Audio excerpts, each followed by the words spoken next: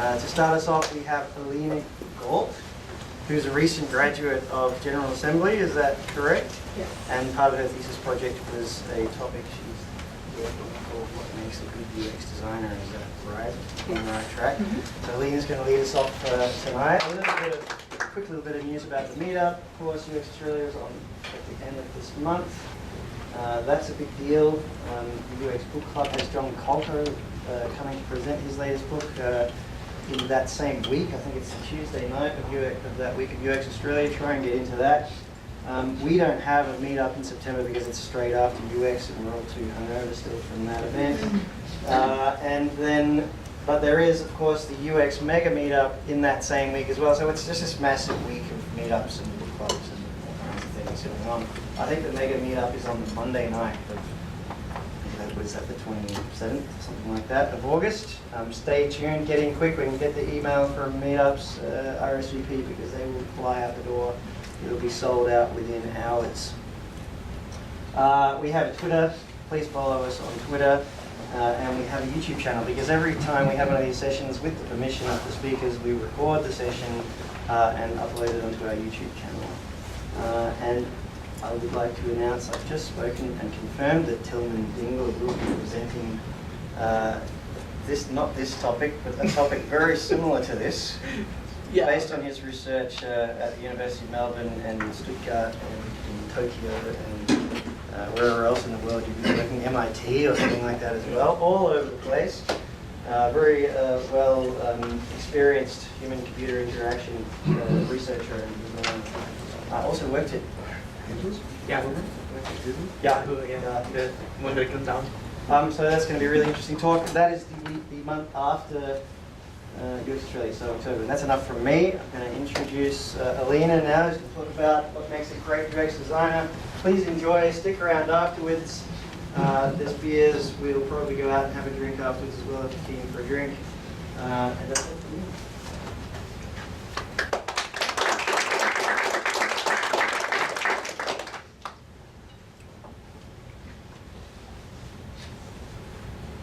Just let me know when you're right.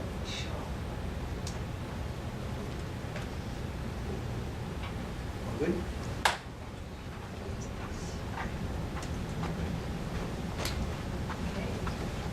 Hi everyone.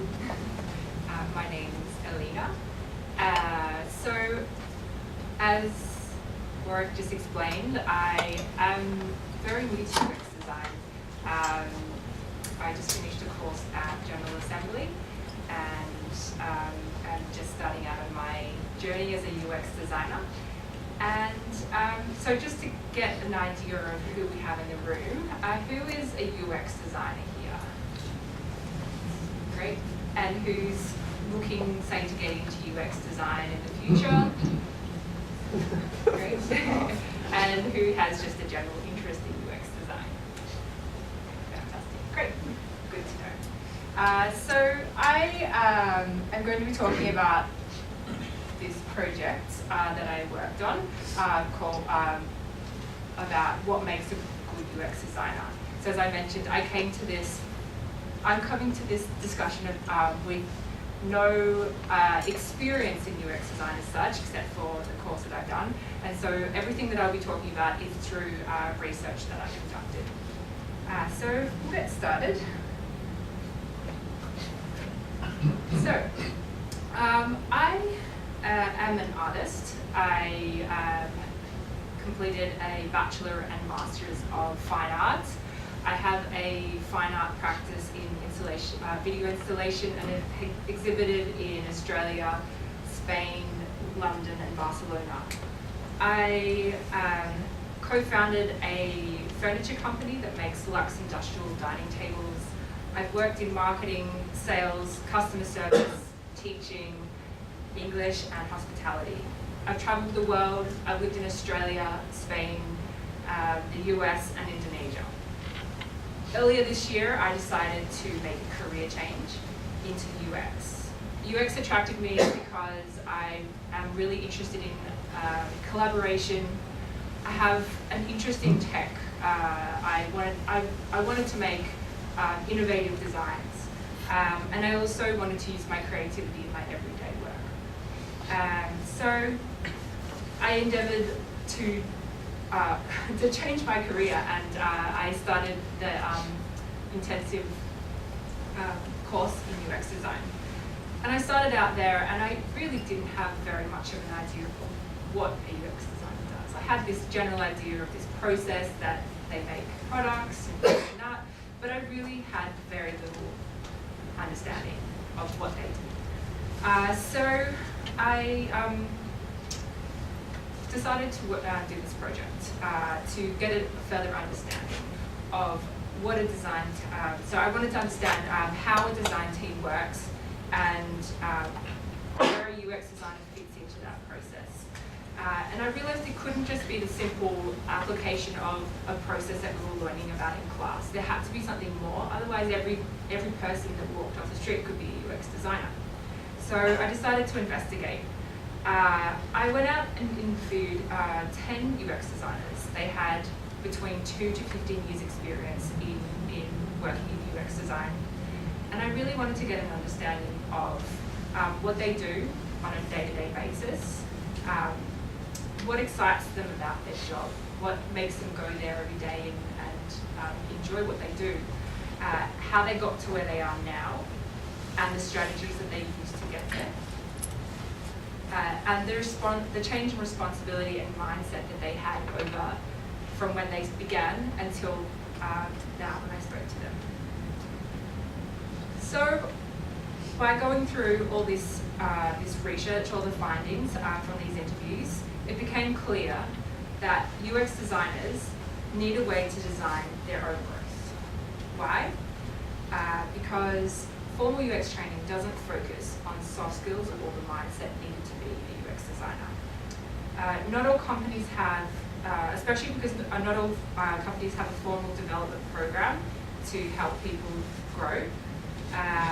Stakeholder management is a large part of the job for many, and that isn't something that you learn through it's not just a process, it's something that you need to practice on the job. And the value of UX design is often undervalued in business. So there is a lot of advocacy and negotiation skills required in the job.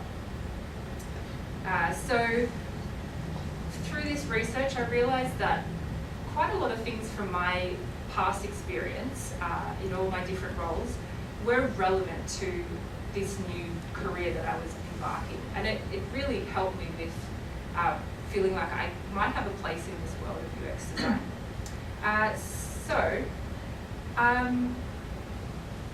The way that I went about trying to solve this problem of how to grow as a UX designer was this. So, UX design, from my understanding, design in general drives the development of all levels of business, society, drives the development in all the levels of business, society, and life. UX design performs a particular function within that. Not everything, just a small portion. That being, from my understanding, UX design is extracting goals, needs, and motivations, understanding the problem that needs solving, ideating and coming up with solutions, designing allowances for those solutions to make them functional and in some cases enjoyable. The person who performs these functions within a business is the UX designer. As all UX designers, we have many UX designers here tonight, as you'd be aware, another thing that performs a function is a product. So for example, the Uber app, it's a product. It performs the function of connecting passengers with drivers. So if a product performs a function,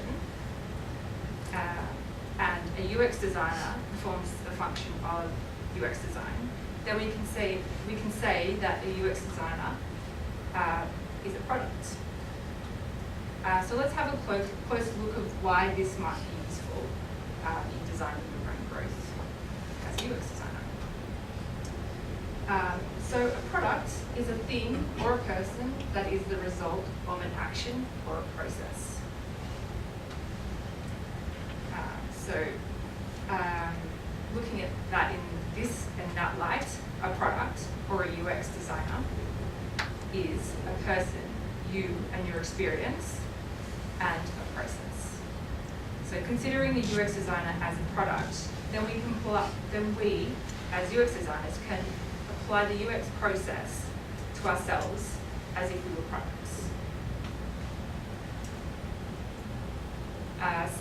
I then had a look at this process that we apply in UX design and simplified it to be applicable to, say, ourselves. The words that I use to describe this would be examining, practice, fail, which equals the process of growth.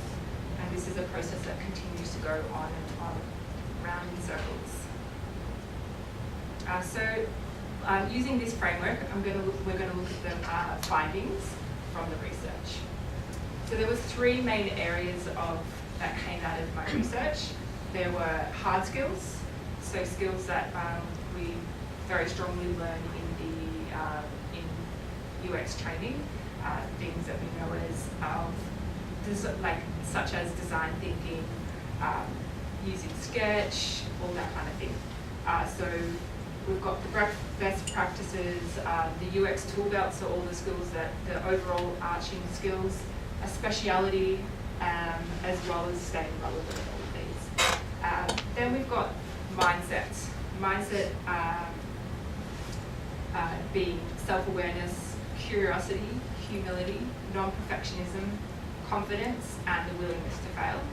And then soft skills, being feedback, UX advocacy, communication, considering business needs, staying connected with the community, and staying on top of what is needed in technology, and also considering technology in designs.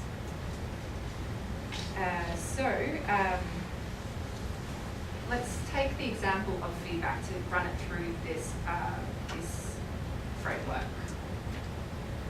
So, first of all, with feedback, we need to, from research, it came out that we need to ask for, receive well, implement, as well as give feedback as a UX designer. So by practicing these things, it is inevitable that we're going to make a mistake, slip up, potentially forget to ask for feedback until it's too late, potentially have a bad reaction to the feedback that we receive, potentially not give very good feedback as well. And so through making that mistake, by examining those mistakes, by asking what worked, what didn't work, it provides information about how we can then practice that in the future and hopefully improve and grow as people, as designers, as well as improving the products along the way. Growth is the foundation of emotional, physical, intellectual, and spiritual health. So it's a pretty important part of everyday life. And as UX designers, we have the great opportunity to understand how to implement a process to do that, and we can then implement that process on ourselves. And that is all. As part of my project, I then wrote an article with all the findings. So I've just talked about a few findings very briefly, but if you'd like to read the article that I wrote, there is the link on Medium. And also please feel free to connect with me on LinkedIn.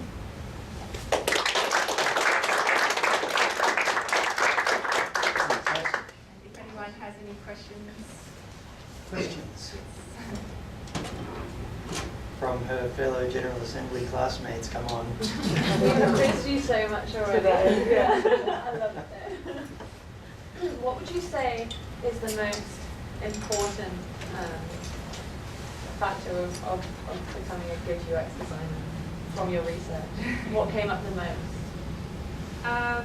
One of the major things was feedback. That's why I specifically spoke about it today.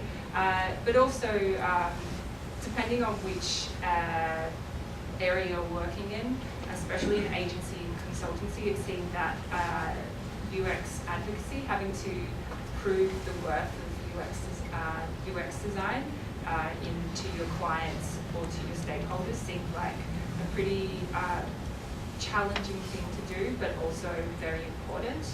And the other one, just forgotten what it was. Oh, that's right.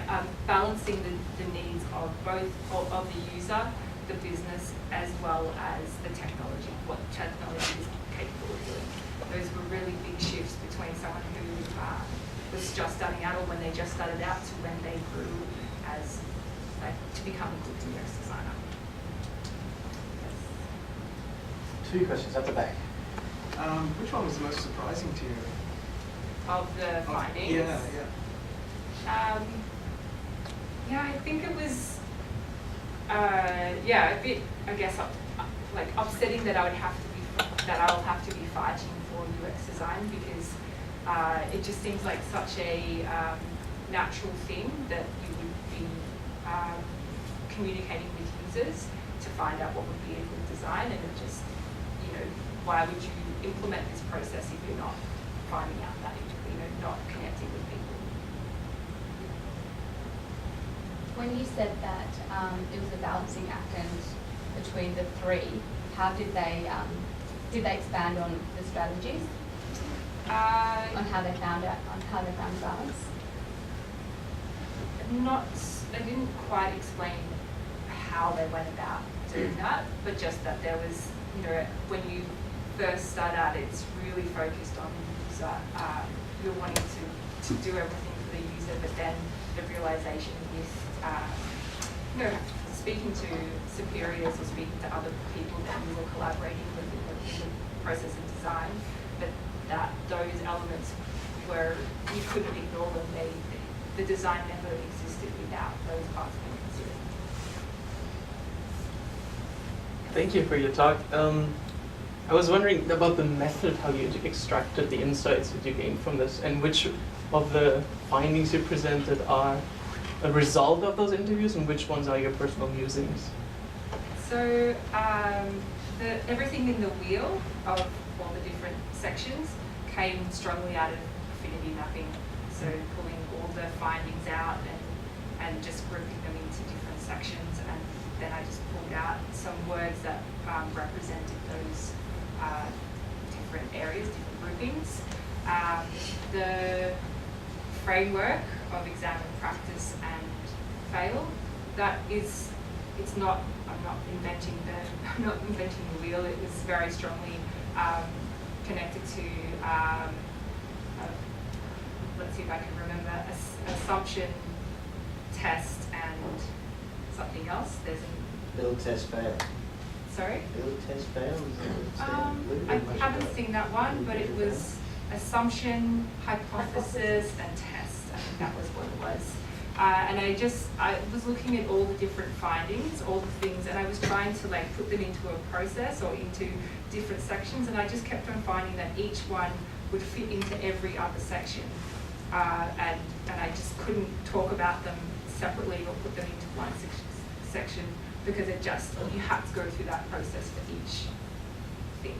There wasn't just the state of practicing it or examining it, you had to do the whole process. Mm-hmm. Yeah. Was there anything else that I missed?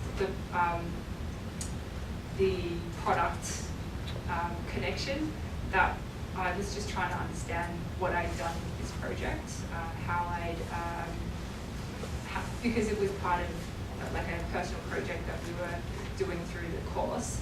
Everyone else was creating products or designing products, and I wanted to understand how by applying this process to understand this question, how that was relevant to how that was relevant to the UX process, and how that was relevant to me, and I just saw the connection between product and UX design, a UX designer, and yeah, as I said, it was really useful for me to understand that because it separated me as a person from the process or the term UX designer, because I couldn't really see myself as a UX designer, but by separating it out, I could still be me, and there could still be a process, and I could learn that process and get better at it and see it separate as from it being me.